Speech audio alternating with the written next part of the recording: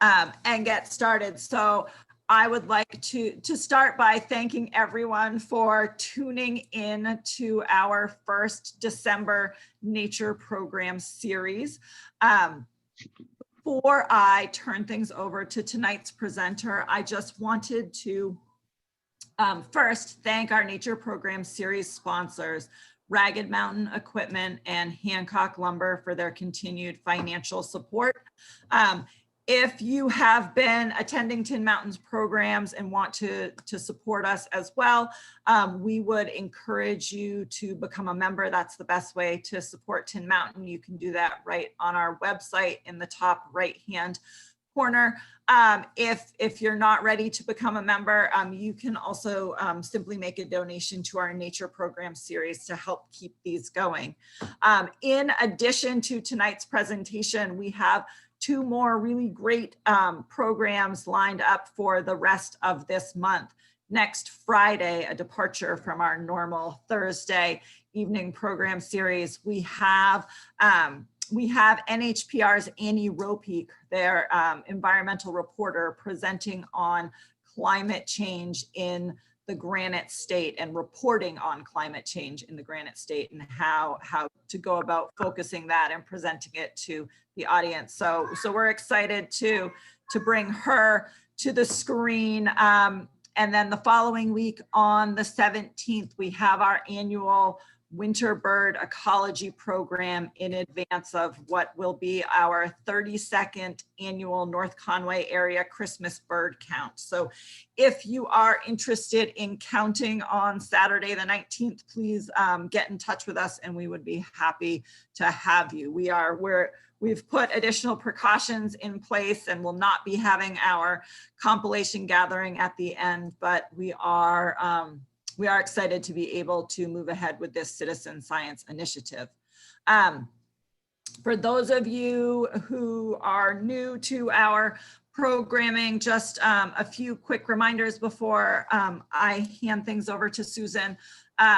You've all been muted upon entry.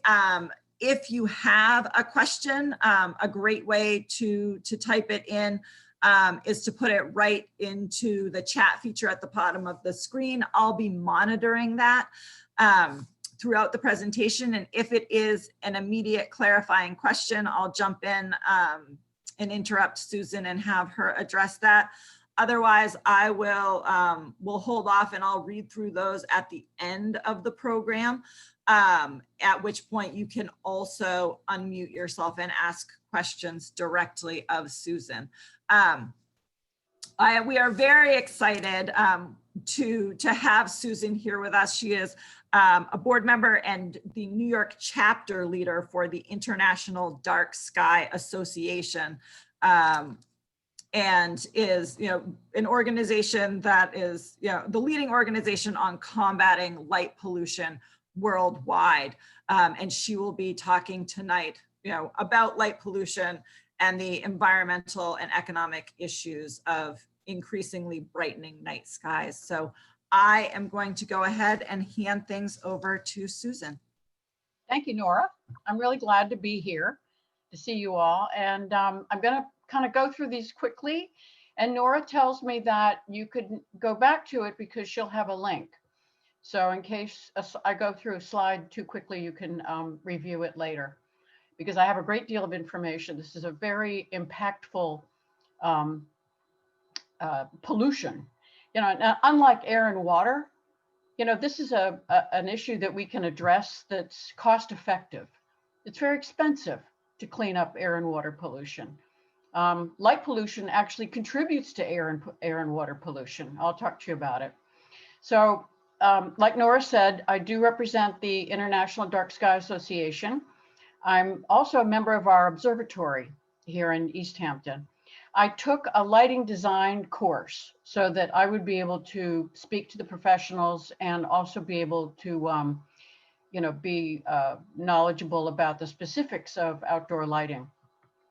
So everybody wants to know how I got involved. This is my neighbor's house and floodlights, and I have a glass house, and it was coming into my house. So I checked with first of all, I went and banged on her door That was the wrong thing to do. I recommend that if someone has a neighbor's light that's intruding, that they invite their neighbor over so that they can look back, because these types of light fixtures are not put up by the homeowner. They're just put up by an electrician who just aims them, out. But we had a law on the books in East Hampton that read, the source of illumination shall not be visible across property lines. And it wasn't enforced because it lacked definitions. So I found out about an organization, the International Dark Skies. They're down in Tucson. Tucson is ringed with observatories, and the astronomers, professional observatories, and it's also a $1 million tourist industry. They went to the city fathers and they enacted the first dark sky laws. So when you go to Tucson, you don't see this big glow above Tucson. It's a very flat glow because all the light is projected towards the ground. We get the sky glow because light is either bouncing off the ground or being emitted upward. It hits particulate and moisture. And here's a comparison of a night sky with and without. So only a third, I would imagine you all can see the Milky Way up there, but you are among the few because only a third of our population can see the Milky Way at night. This is what the comet would have looked like in the city and in the country. We only use the term light pollution to define is night lighting that's misdirected, unshielded, excessive, or unnecessary. And it is visible as glare, sky glow, and air pollution. This is a diagram that shows the consequences of light pollution from an unshielded light fixture. And I'm going to go into the impact on human health and our environment. And here's what that looks like in real life. That's here in East Hampton. So we go from an unshielded fixture. This is a slightly shielded, but light that goes out actually hits more particulate. So we recommend this type of fixture for most lighting. So we can't see the stars because of the sky glow. We can't see as well because of glare, because glare is that bright light source and that interferes with our vision, night vision. Light trespass interferes with disturbing our own enjoyment of our own property. It wastes electricity, it causes ecological disturbances, and there's dramatic human health effects, which I'll go into. And we can't quite measure, but we do feel a loss of our connection to the stars in the night sky. So our recommendations, we call them dark sky lighting. It's basically based in common sense. We use the shielded fixtures, which direct the light downward. We meet professionally established light levels. We don't exceed them. We use lighting when it's needed. We mount it at the correct height in relation to a property line. You can have a higher pole if it's further into the property. We also have found that we need to reduce the amount of blue in the light source. I'll show you a diagram about that. So we get plenty of light for safety. We reduce the glare, we can see better. We conserve energy, we protect our health. It also enhances the nocturnal environment, which is quite beautiful. I'm sure you all are well aware of how gorgeous that bright moonlight was just a couple of nights ago.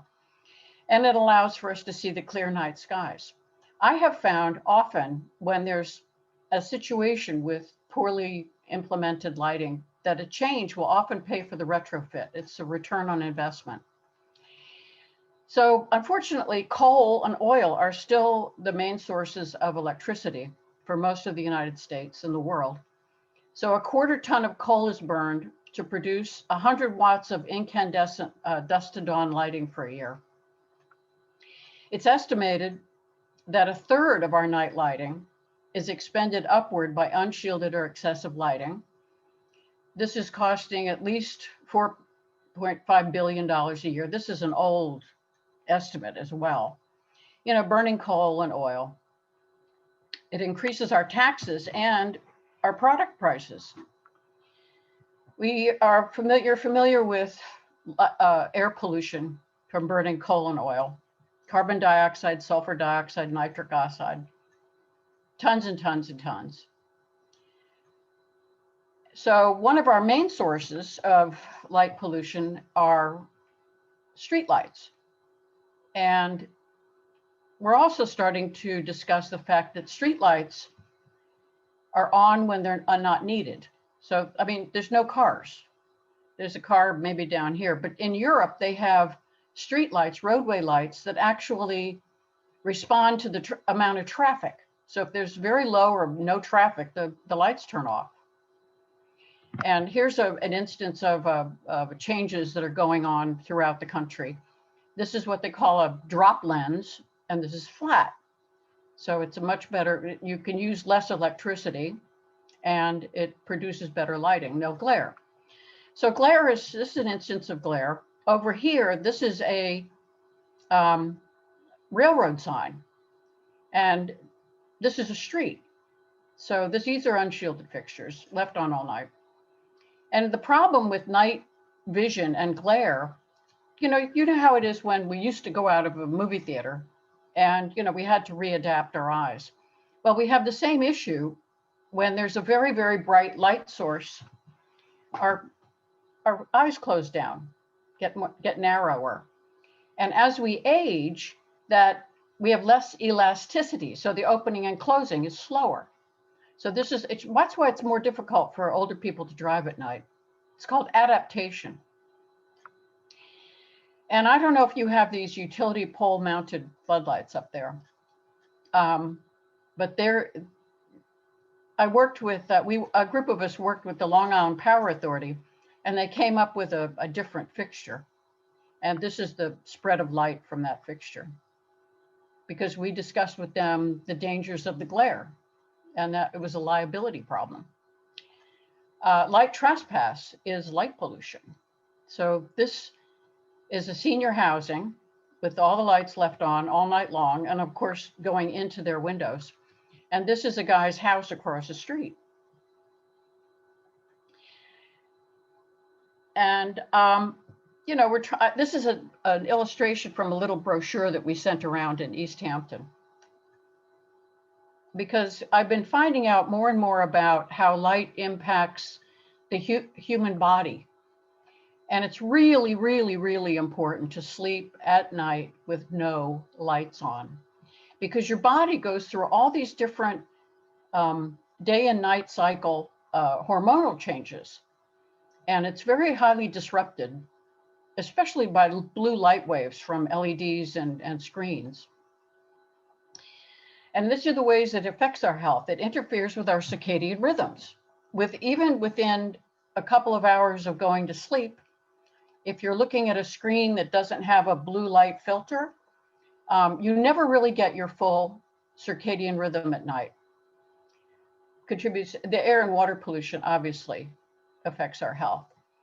The melatonin suppressant is really important because it's only, we only produce melatonin in the dark, and melatonin suppresses tumor development, disturbs our sleep.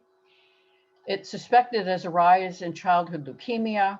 The glare, glare in roadways has caused accidents everywhere. And we lose our nocturnal environment. So there's lots of studies about the connection of light at night, which they call LAN, and a higher incidence of breast cancer.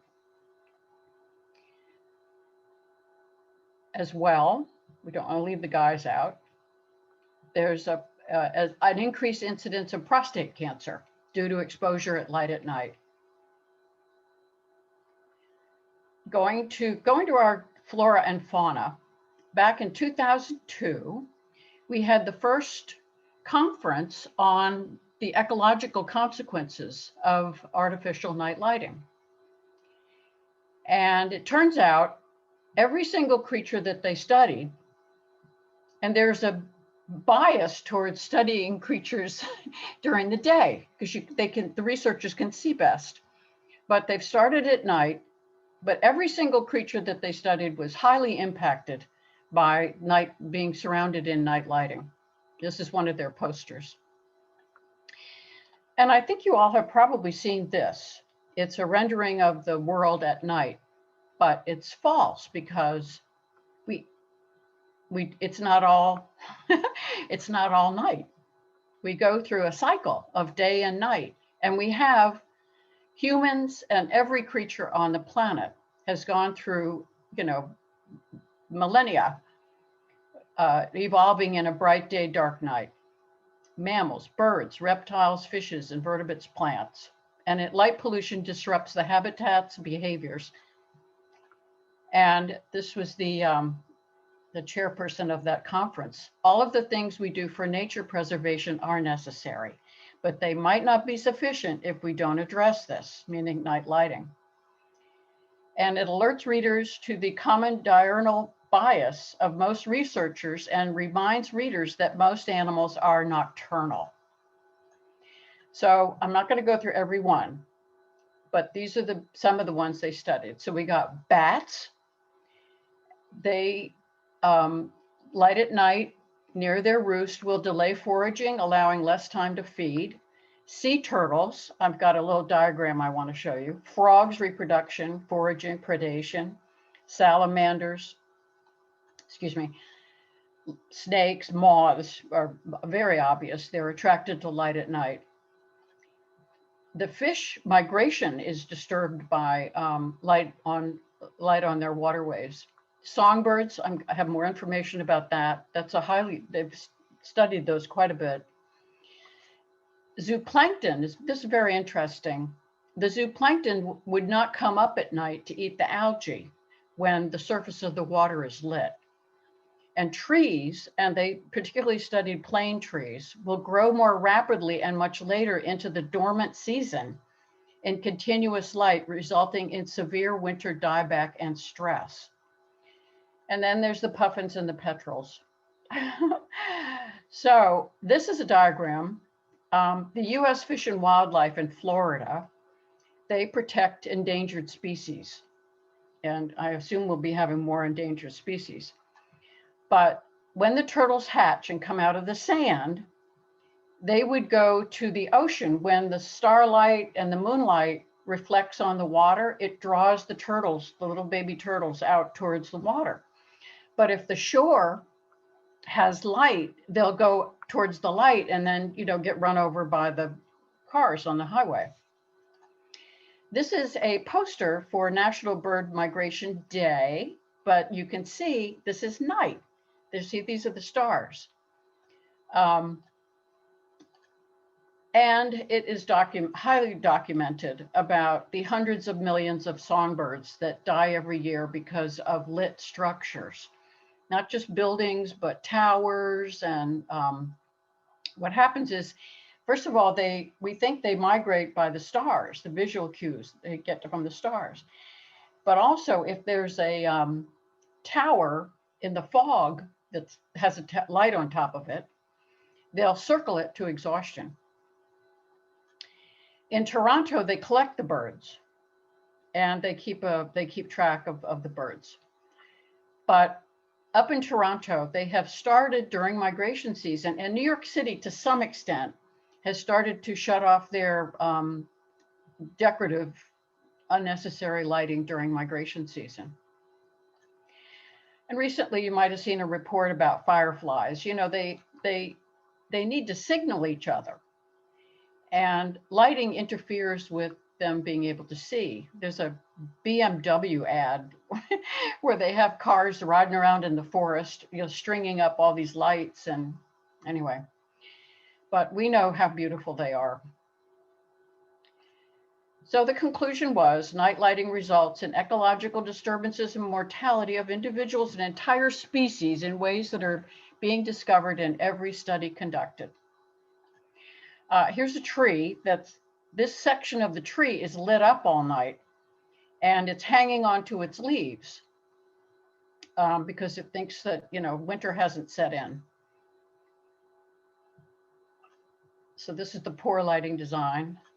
This would be better. Billboards, it's better if it's lit from above. You don't have the lighting going up into the sky. Also, you can see the sign better. Here's an after, here's the before. because the glare is covered. They also have flagpole top-mounted lighting. Something we have to keep in mind is that electric lighting is a relatively new invention. It's important because it allows us to get around at night safely, but it does highly affect our flora, fauna, and our human health, which evolved in a day and night cycle. The brightness, and which we measure in lumens, which is the amount of light that's emitted per watt, has changed dramatically. Because for a long time, candle, glass, and oil flames, were less than 200 lumens. But these high-powered street lights and commercial lighting can be 8,000 to 124,000 lumens. All the more reason they have to be shielded. And, we have to start measuring, when we go to the store to buy light bulbs, we can't buy them based on watts anymore. We can't say I want a 60-watt bulb. We have to measure, we have to look at the lumens to see how much light is being produced. And also something to remember is light bulbs do not produce the same light that we get in the daylight. In the middle top, the daylight is equal measures. When you had a prism when you were in elementary school and you would put it into sunlight, you would get equal measures of all colors. But light bulbs all have all these different wavelengths. And I don't have LEDs here on this chart, but it's akin to this mercury fluorescent, where it has a lot of blue. And blue has major problems. It affects our melatonin much more dramatically. It actually could damage our eyes. It could cause macular degeneration. So it's very important to get blue light blocking glasses and covers for our TV screens and our iPhones. This is an LED. This shows you how much blue is in that light bulb. Because you know how it is when you pass those bluish headlights, like you feel like you can't see as well afterwards. It's because it shuts your eye down even tighter than a regular light source. Another thing, when you've got a lot of blue in the light bulb, it impacts the night sky more because of blue wavelengths are shorter and they scatter more. So this causes more sky glow. Well, we do have good news. You can reverse light pollution without sacrificing safety and security, and it's cost effective. This has been my experience over 25 years. We could change the fixture, we could change the bulb, the location, adding timers or sensors. All this will reduce light pollution and save money. This is a set of diagrams that many communities attach to their site plans. So on the left, we've got the old-fashioned unshielded fixtures where you can see the bulb. So you can see the bulb. These are all the shielded equivalents over here. And you can also go to the International Dark Sky Association. They have a page where they approve fixtures of all sorts. So they've got roadway lightings, parking, utility, sconces, sports lights, everything. These have all been checked and certified that they meet certain criteria that helps protect the night sky. We use established guidelines for good lighting. You may be familiar with the U.S. Green Building Council LEED lighting. They have a light pollution lighting credit. The International Dark Sky Association has a wonderful outdoor lighting handbook. And we use the Illuminating Engineering Society recommended practices for exterior lighting. This is a group of lighting manufacturers. So the light levels are still higher than they need to be, but we don't need to go higher than that. And there's plenty of laws and guidelines all over the country where people have helped enact lighting laws.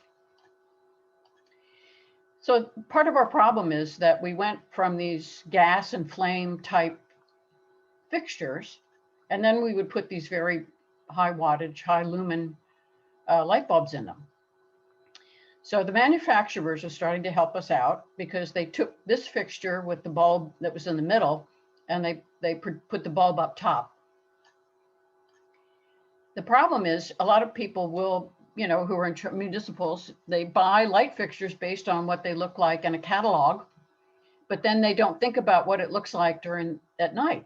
So this one has produced a tremendous amount of glare, and to the point where it's hard to see on the ground. It doesn't really help you see very well. Here's two almost identical fixtures, but one has the bulb in the middle and this one has the bulb up top. And we can do this because surrounding the bulb are all these reflectors.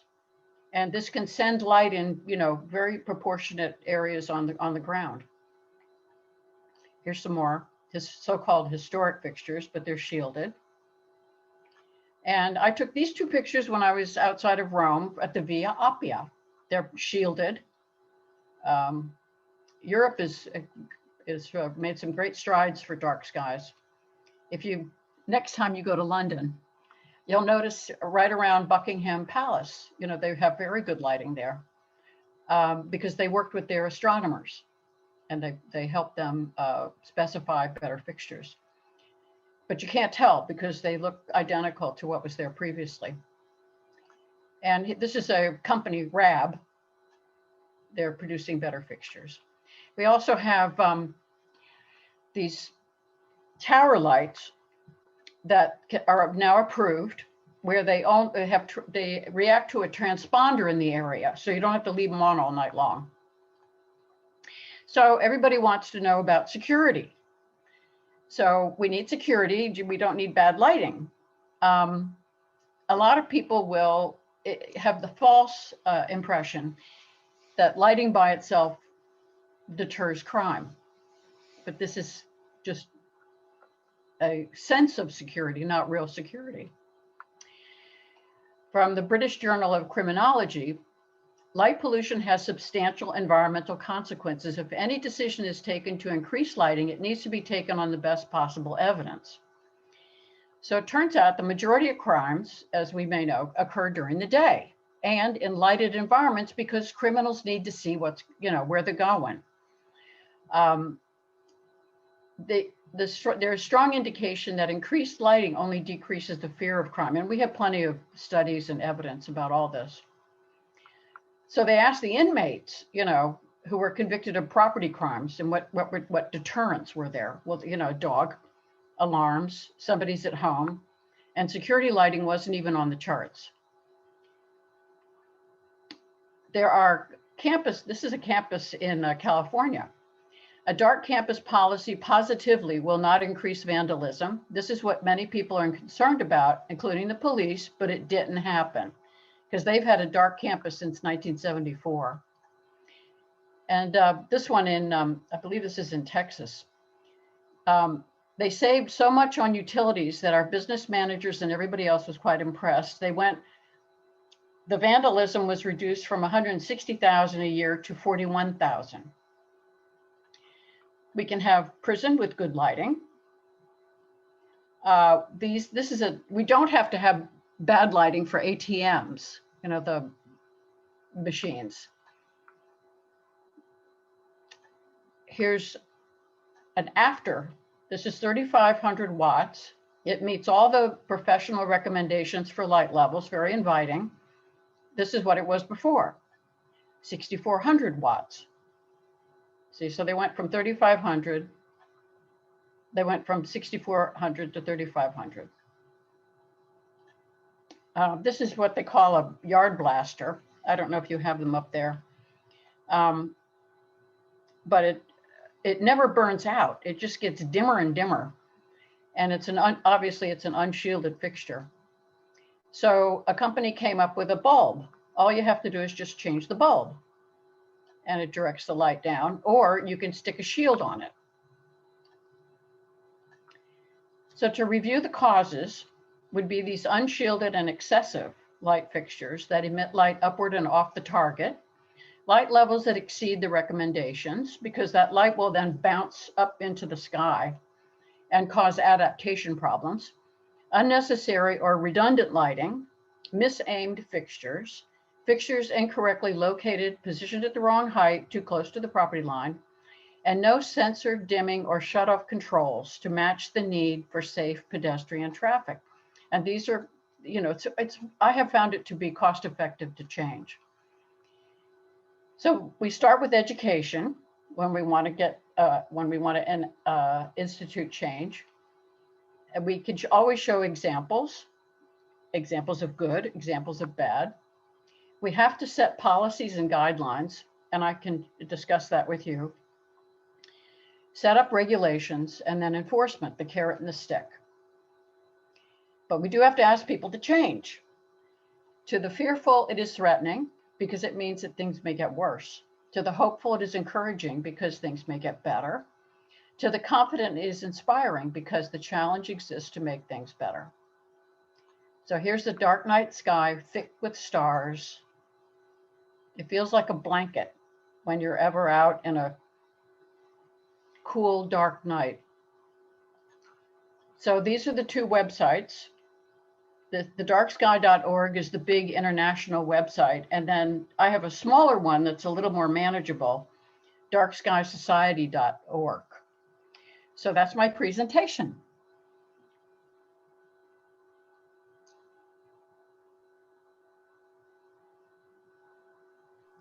All right, thank you so much, Susan.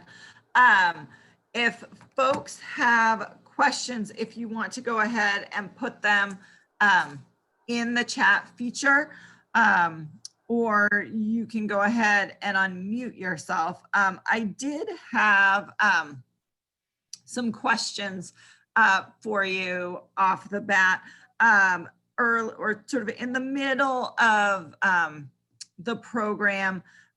You were talking about, and I've noticed this, sort of the switch from watts to lumens. And so do you have any suggestions, or are there thoughts on sort of the, you know, what a good number to aim for is when looking at that? Okay, I'll just give you some examples. If you've got a port, because we don't have that much outdoor lighting. You know, there's only 3 or, you know, we've got the garage light, we've got the doorway light, and then sometimes you've got a pathway lights. So if you're in a darkish environment, what used to be a 40 watt incandescent, which is about, but you know, it varies quite a bit. But it's going to be on the package, it will show you. It'll say this is an equivalent to a 40 watt incandescent in lumens, and it'll tell you. But they keep getting more and more efficient. So you need less wattage to get the same lumens. So this is evolving and changing quite a bit. But I'm going to give you a figure that is crucial, a number that is incredibly important, and that's the Kelvin, because that's also on the package, and that's what's going to indicate the blue. So regular incandescent light bulbs are approximately 2000 Kelvin, okay? LEDs at 6000 Kelvin are really, really blue, and they're going to hurt your eyes. So when you buy LEDs, you want to buy 2700 Kelvin maximum. It's really important because you'll see better, it'll look nicer, and it won't hurt you. So, and I don't like to use LEDs myself. I think they're good for motion sensor. They're fabulous for motion sensor. And especially lighting that you can't reach, you know, because it lasts forever. But you look at the package, you want 2700 Kelvin, and it's in there. It's in the hardware stores.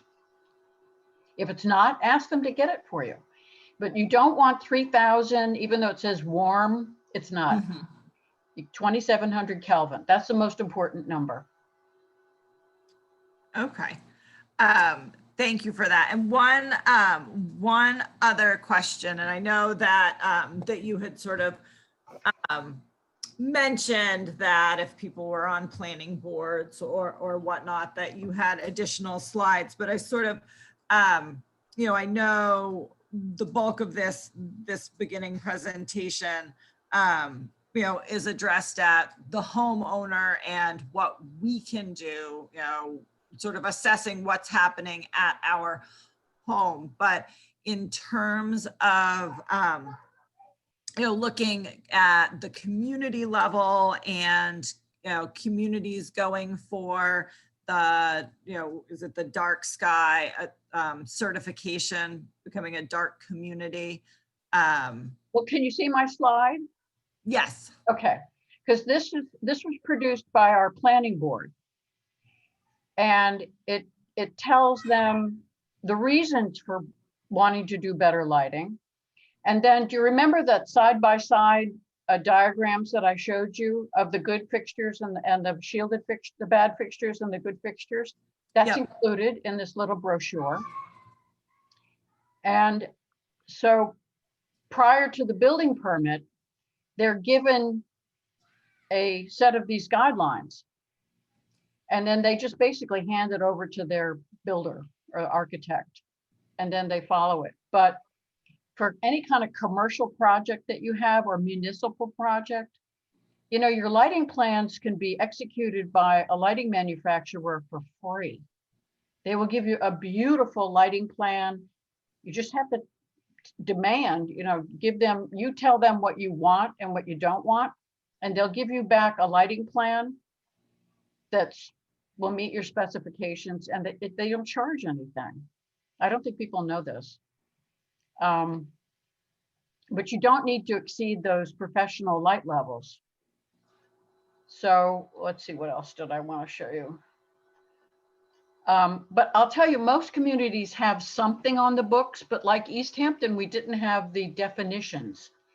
And it makes it very hard to enforce it and to bring people into compliance, or even to get initially to have lighting put in for the first time. You know, it's harder to change things after it's in.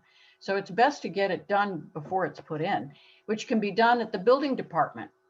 You know, you hand them those diagrams and you say, use these fixtures, shielded fixtures, you don't use these unshielded fixtures. But you have to require a site plan, a lighting plan when it's a larger site. But for homes, you don't need a lighting plan. You just need to know what the fixtures are going to look like. Did that answer your question? Yes. And do you know, I mean, do you know about because the International Dark Sky Association, they have a certification program for communities, don't they? Is that correct? They do. They have a lovely program where you can become a certified dark sky community. And, you know, I know you already have tourists, but, you know, astronomers are wonderful tourists. You know, they're families and they're quiet and they're educators. And they, you know, you would be able to draw in, you know, the astronomical community, which would be, you know, make your commercial people happy. Mm-hmm. Is East Hampton? It's a set of, you can download it. It's a set of criteria, you know, to establish your community as a dark sky community. Mm-hmm. Is East Hampton a dark sky community? Not yet, because I want them to do more. You know, I want them to start, believe it or not, I want them to start to take out some of these street lights because they're nonsense. But that's one of the harder nuts for me to crack. And I don't want to reward them, although we probably meet that criteria now. But I just, you know, I want to make, I have an inroad, so I'm trying to get them to do more. Mm-hmm. But there's a community on the North Fork, South Hold, and they are going through the dark sky certification right now. Because you know how Long Island's like this? Yep. Like there's the South Fork and the North Fork, and they're on the North Fork. It's more rural up there. All right, wonderful. Thank you. Are there any other questions for Susan?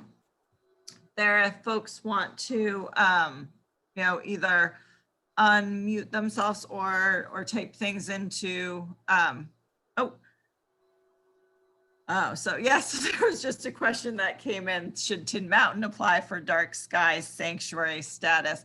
Are there, is there a certification or a status for organizations, not necessarily a whole community, but, are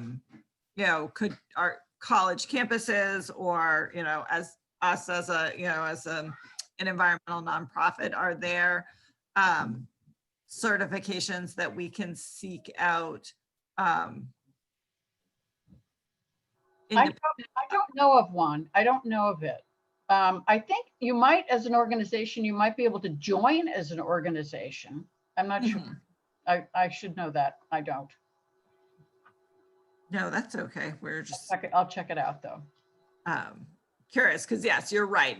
Those the various sort of certifications and badges that that communities and organizations can can tout and promote our But if you do go that route, I'll be happy to be your sponsor. You just have to let me know. Wonderful, thank you. Mm-hmm. Nobody has any questions? I know, that's what.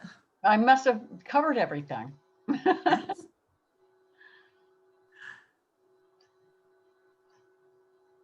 Let me see if I have something else here. So this is that sunsetting the non-conforming, replacing the fixture, reducing the bulb, adding switching, a shield, etc. You'd be surprised how much redundant lighting there is. Especially in New York City, they have two different departments, and one department will put in a street light, and then the other department will put in a street light. So you have double street lights. It's very strange. So I think I know you had mentioned this at one point, but a question coming in about where where can individuals, homeowners, find information about compliant fixtures? I know you mentioned. Yeah, well, there's, if we're all sitting at home shopping, but if you go and you look and you put in the Google dark sky fixtures, things will come up. But they will label fixtures dark sky, and they will not be what we call fully shielded. Fully shielded means that all the light is encased in an opaque shield, and it all goes down. So if you're looking at the fixture on the Google and you can see the light bulb, protruding, then it's not going to be fully shielded. So just watch out for that moniker, dark sky fixture, because not 100% of them are. The best place would be to go to the International Dark Sky Association, because they actually certify fixtures for every application. But I don't know, do you have a big Home Depot up there? Because Home Depot has actually been carrying some shielded fixtures. And we do have both Home Depot and Lowe's. And you said that right on the International Dark Skies Association, on their website, in there, they have their list of certified fixtures. Fixtures. Yeah. But you can tell by looking at it. But I would always check that Kelvin, if it's going to come with an LED bulb. And they're not actually bulbs, but just to make it easier on ourselves, I call them bulbs. But Home Depot will have them. Or you can buy them just, off the web. But you'll be able to tell. All right, wonderful. Are there any other questions? All right. Well, Susan, thank you so much for presenting and sharing all of this information with us. And I know personally, I've got lots of, my husband and I are sitting there going, oh, we need to address It helps. our front porch light. And Well, you don't need to leave it on all night. no, we don't use it very often, but we moved recently. So Yeah. just sort of the ongoing project list, and it's something that's on there, but this is a great reminder to, to really assess what's. Can I read you one thing since we have an extra minute? Yes, sure. This is a quote from Obama's first state dinner for India at the White House. They set up a big tent out in the behind the White House. As we all know, in India, some of life's most treasured moments are often celebrated under the cover of a beautiful tent. It's a little like tonight. We have incredible food and music and are surrounded by great friends. For it's been said that the most beautiful things in the universe are the starry heavens above us and the feeling of duty within us.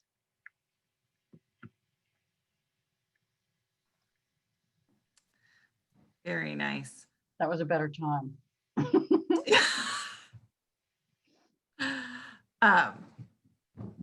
Yes, well, thank you again, Susan, and for all the hard work that you're doing. You're doing great work up there. I really admire your community and your organization, so thank you.